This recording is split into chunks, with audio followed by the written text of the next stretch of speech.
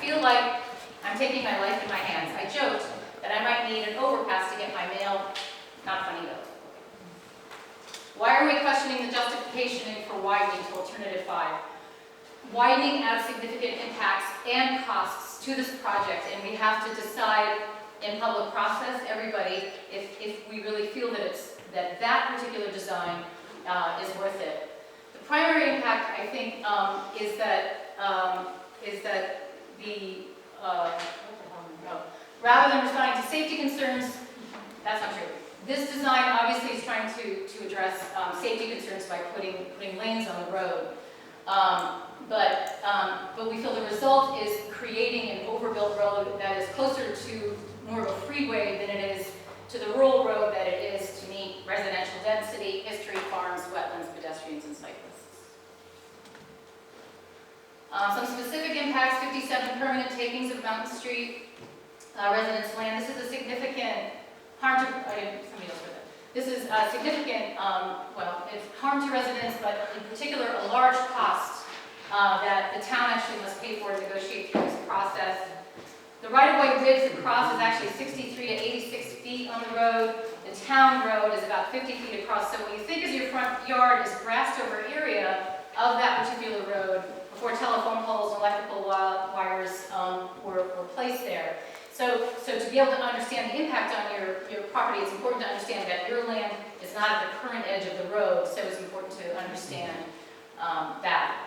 This will clear the vegetation, shrubs, trees, barriers up to 10 feet from the edge of the current road, additional 15 feet or more around power lines. That's standard. Temporary easements around construction, but again, permanent impacts due to widening is something that we should question. And replacement of 27 telephone poles.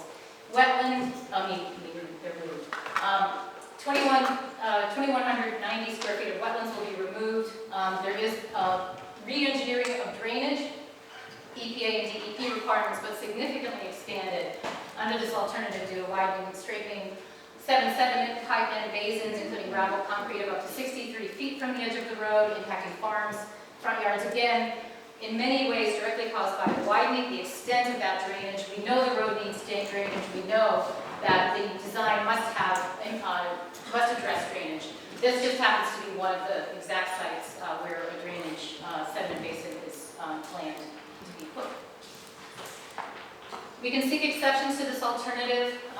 Actually just spoke to PVPC and we know that we can. Even as a rural collector rather than a local road, it's important to understand that we are subject to state and federal requirements because of that 40-mile-per-hour speed limit, which if we were under that, we would not be as privy to these sort of over-designs that we've seen. And in fact, next slide, the classification, we only meet one of the 5 classifications for the added lane, which is our 40-mile-per-hour. We're not a roadway with a volume greater or equal to 10,000 vehicles per day. We're not a roadway with more than one travel lane in one direction or intersection in the same way, or classified as a corridor with high potential for everyday biking. And by that, I mean that the road typically is a leisure bike road. It is not a commuting bike road. The timing really varies in terms of weekend and day riding. So reduction of speed, I think the common feeling is, the federal government is looking often to impose a 5-foot wide bike lane. The town actually got an exemption for that, and DOT on the current plan, the current alternative. But reduction of speed is really key. It may be actually used as, according to the Mass Highway Department, in changing the design. Should include other design features that improve safety and comfort of the roadway for bicyclists. For example, if motor vehicle speeds are too high, the designer should consider selecting a lower motor vehicle design speed to increase the comfort and safety of the facility for bicyclists. So speakers for this section are... Sorry? Oh, that look up the one before. That's in the Mass Highway Department project development and design guide. Yeah. Doug, are you here? Yeah. Okay, you're up. You want to speak? Sure. Okay.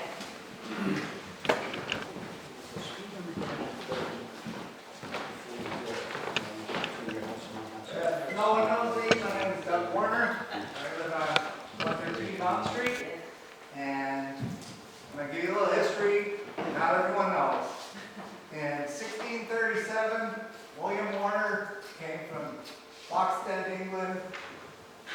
Ipswich, Massachusetts. 5 generations later, his 5 sons down, Jonathan came to Haydenville to have a farm. It's still there, continuously farming. This year is our 250th year. And this road project is BS.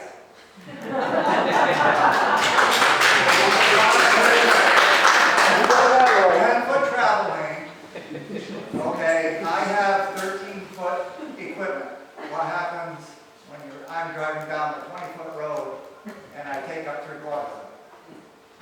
Okay, that's one of my main points. And also, the 2.8 miles of project, my farm entails 1.4 miles of all that land that I take care of. And I probably account for 50% or more of the open land on Mountain Street, keeping it the way it is. And the expense, as Julia said, should be enough reason to cause pause. And alternative 4, in my mind, is better. It would be better for me, and it would cost less. And I guess that's about all I have. Thank you.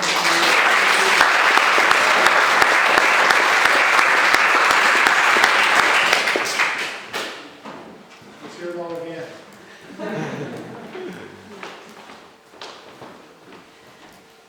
Again, my name is Anna Lawrence, and I haven't been here as long as Doug and his family, that's for sure.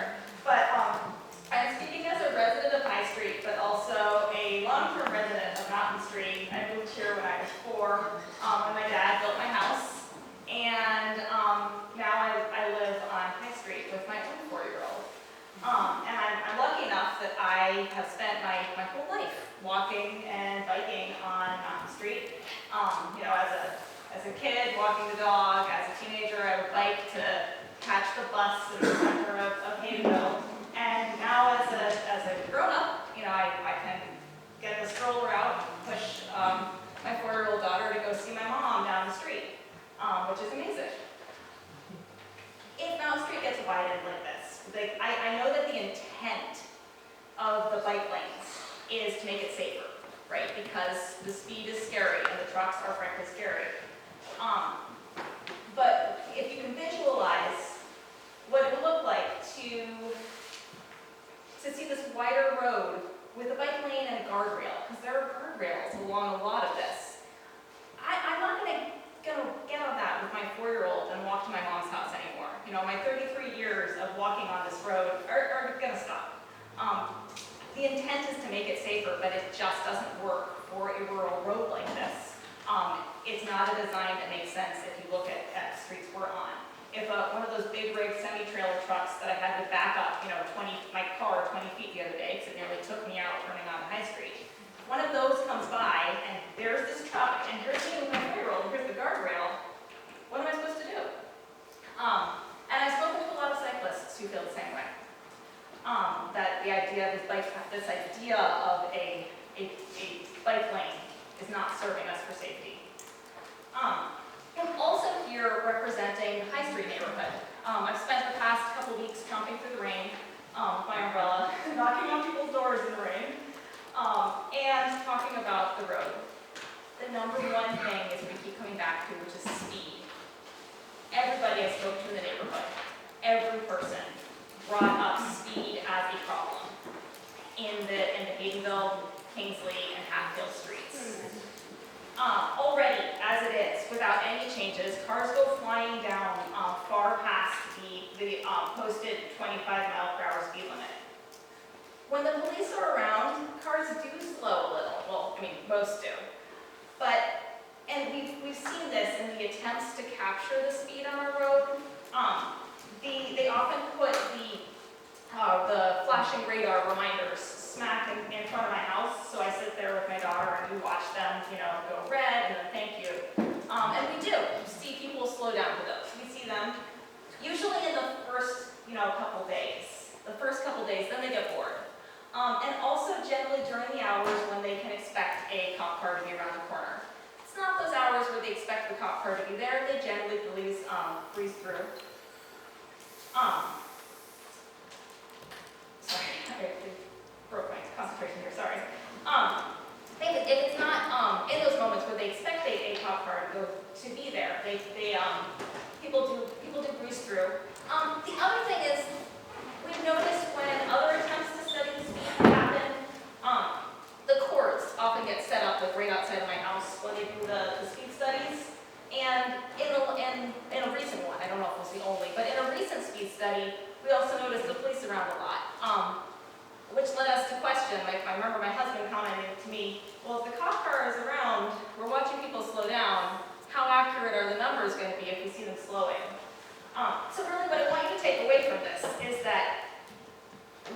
of Mountain Street affects the village of Haydenville, which is full of kids. Speed is a really big problem. People are flying past and it scares us. And what our neighborhood wants is traffic calming measures. This project would be the opposite of that.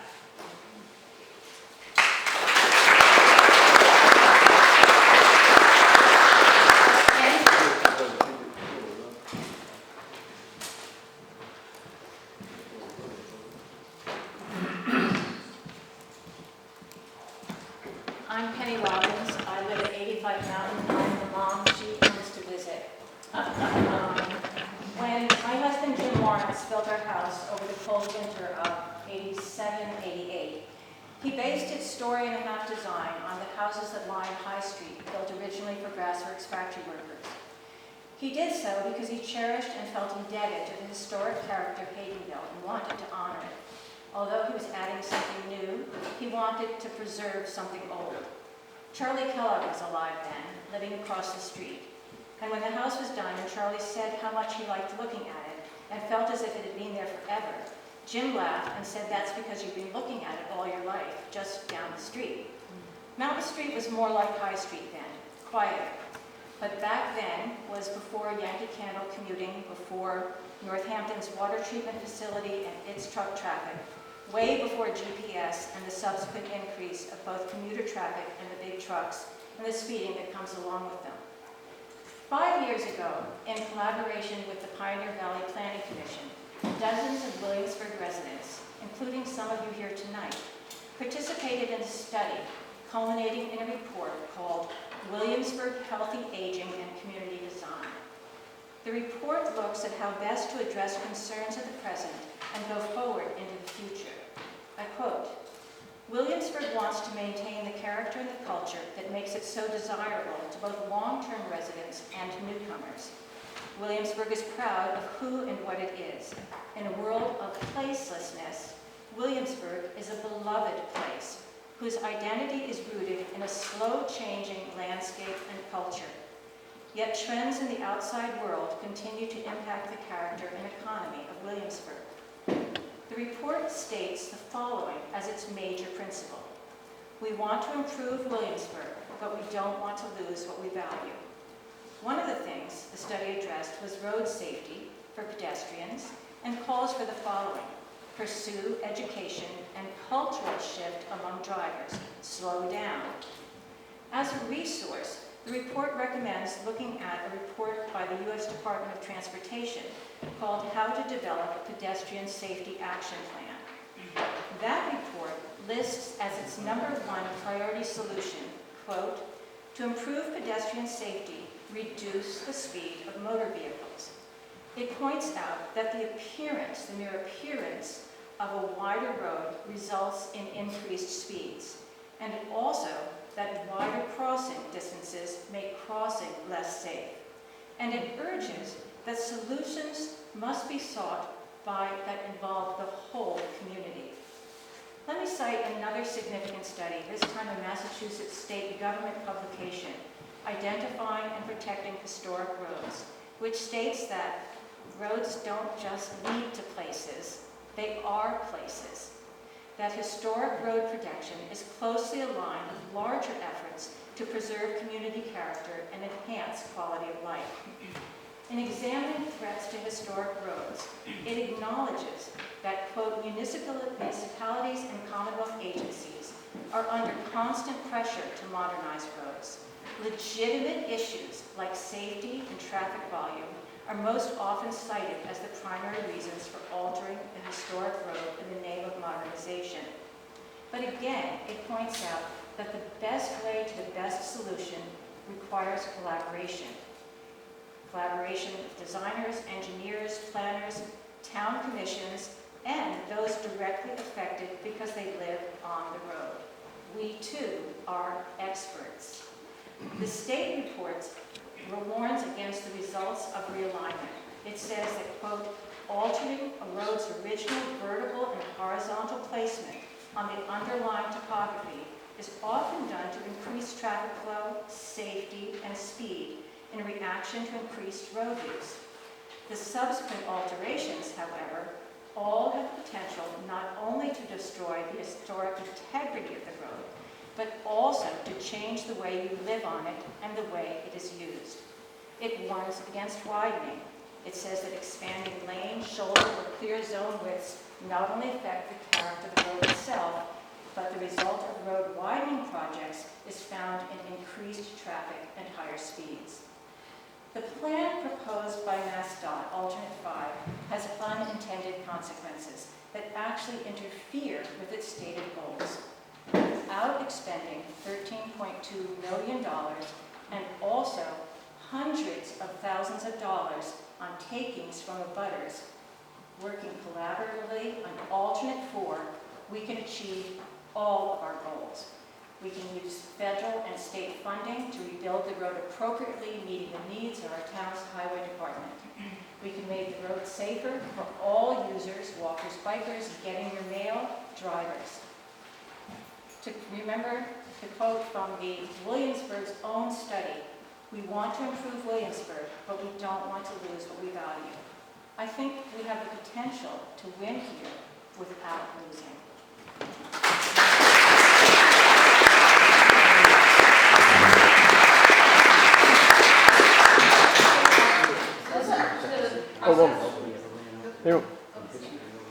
A question. Yes. Alternate 4 has been mentioned twice. Can you explain what alternate 4 is? Yeah, I'm sorry, I should have made my agenda ladder. I'm going to go through process and then we're going to go through the alternate 4. So this is from the Mass Highway Department Project Development and Design Guide. A local issues meeting should be held early in the planning process, aimed primarily at gathering local and regional comments. This meeting is not a forum to present proposals or develop solutions. For larger projects or for those that cross multiple jurisdictions, more than one local issues meeting may be required. This meeting should also serve to foster a working relationship with local community members. This is accomplished by listening to issues and ideas and making every attempt to incorporate sound and cost-effective suggestions into the analysis of alternatives. Process is received by residents. In 2012, the town put this the road work on the state list. In 2016, there was some state funding secured for the design process, which typically the town would pay for the first 25%, but there was not only the state but other members involved in this process, including Whately and Northampton. Board minutes from in 2016, there will be a meeting on June 17. Rep. Kulik, Mass DOT Districts 1, 2, Northampton, and Whately. There are not print minutes in the town, but we believe there are minutes in Whately